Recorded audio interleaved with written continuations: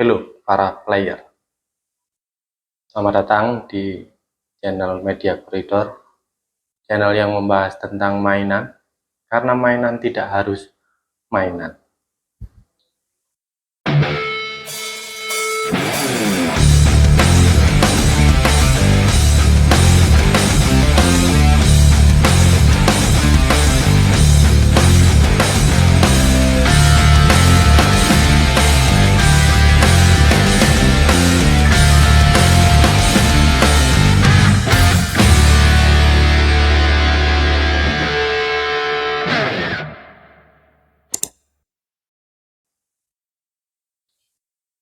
Video kali ini saya akan membahas tentang gaya berpikir pemain.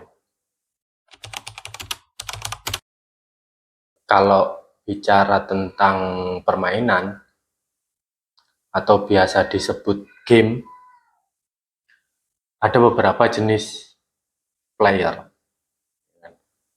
Untuk biar ada gambaran kita satu tema,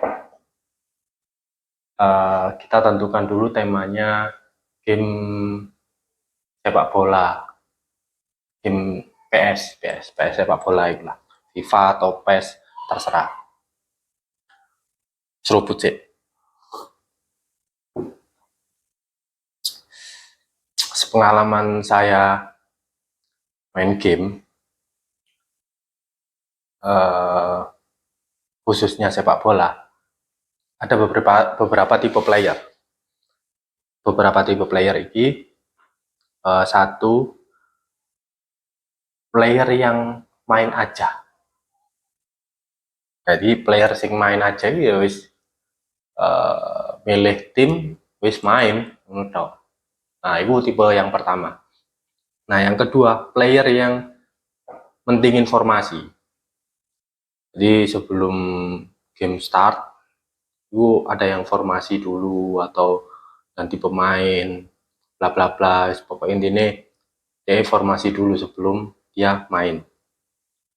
Nah, yang ketiga, player yang nggak mau ngikuti aturan main atau aturan angka-angka yang ada di game. Jadi kalau misal di game PS waktu kita formasi, pasti kan ada angka tuh. Di sebelah pemain itu ada angka 7, 8, nah setiap pemain ada angka itu. Ada yang tipe pemain yang nggak peduli dengan angka itu. Jadi dia memaksakan posisi ini yang harusnya A jadi B, yang B jadi C. Nah, semacam itu. Itu player sing tipe ketiga menurutku. Nah, yang keempat ini unik. Ada motor. Player yang menghancurkan mental. Di player ini ya dia itu 1, 2, 3 masuk. Cuman dia itu bener-bener pengen menghancurkan mental musuh lewat tackle pemain sampai dia emosi. Moto hidup player ini lucu. Kalau misal aku nggak kalah pertandingan, minimal aku membuat dia emosi. Itu player keempat versiku. Nah, kalau kalian termasuk tipe yang mana? Kalau dari keempat-empatnya ini nggak ada, berarti kalian belum pernah melawan saya. Oh no. Ya, itu. Jadi aku nggak bisa mendeskripsikan tipe permainanmu karena belum pernah melawanku. Gaya bermain saya itu yang kedua, gaya bermain game sepak bola yang mementingkan formasi. Nah, gaya bermain itu saya tak terapkan di hobiku atau mainan-mainanku, entah itu hewan atau tumbuhan. Jadi bagi saya data itu sangat penting. Kalau dalam dunia game sepak bola, yang perlu diperhatikan itu mulai dari kesehatan pemain, terus berapa angkanya, kalau misal posisinya A tak ganti B itu berapa angkanya. Nah, itu jadi pertimbanganku saat aku main. Di mainan binatang, khususnya ikan ya, khususnya ikan, sama halnya kayak gitu.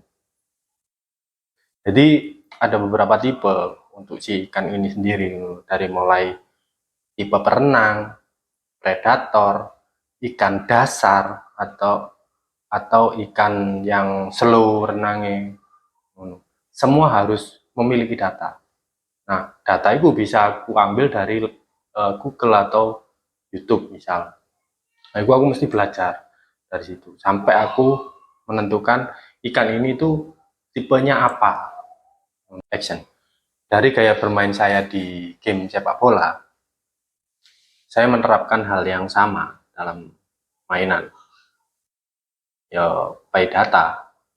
Jadi saya butuh data yang banyak, mulai dari ukuran tank, terus filtrasi, terus apa namanya, ikannya apa, dan perintilan-perintilan lainnya. Salah satunya ya yang tak siapkan ini, yang berhubungan dengan pencahayaan atau lampu akuarium. Jadi lampu yang saya gunakan ini itu lampu HPL.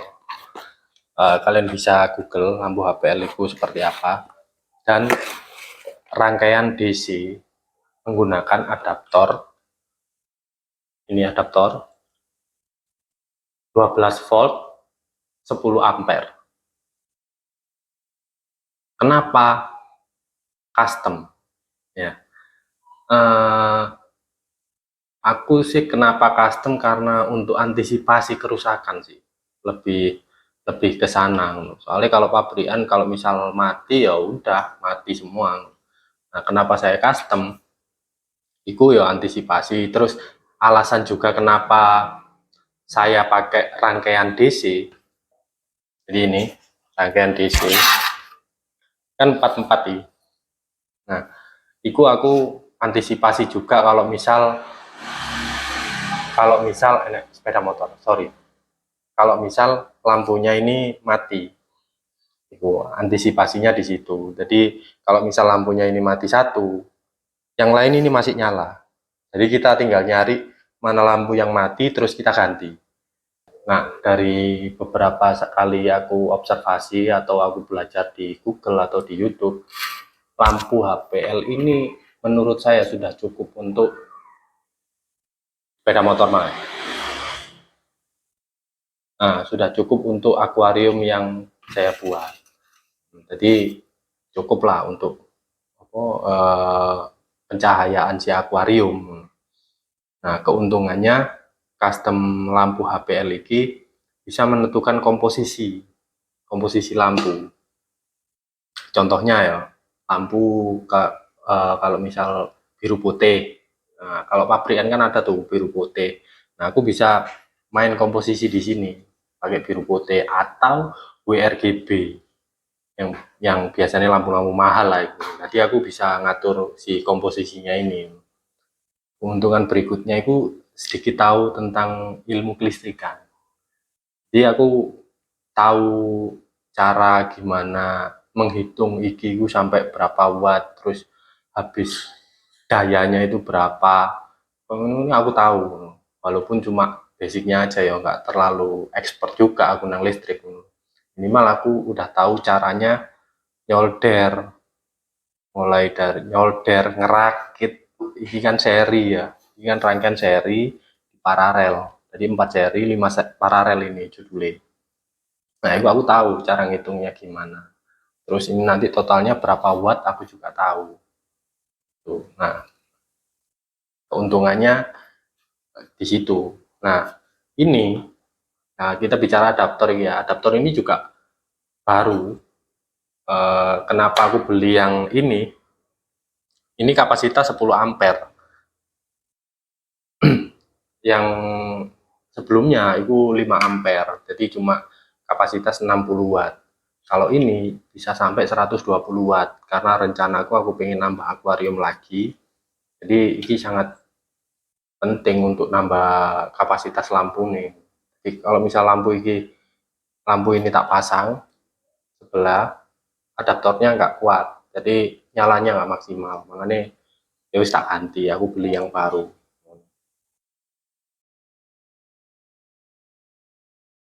Nah, kesimpulannya kalau misal kalian bermain ya bermainlah dengan serius. Karena dalam permainan itu menurutku kalah menang itu biasa. Namun yang jadi pertanyaan, siapa juaranya? Saya Dorif, terima kasih sudah menonton. Dadah.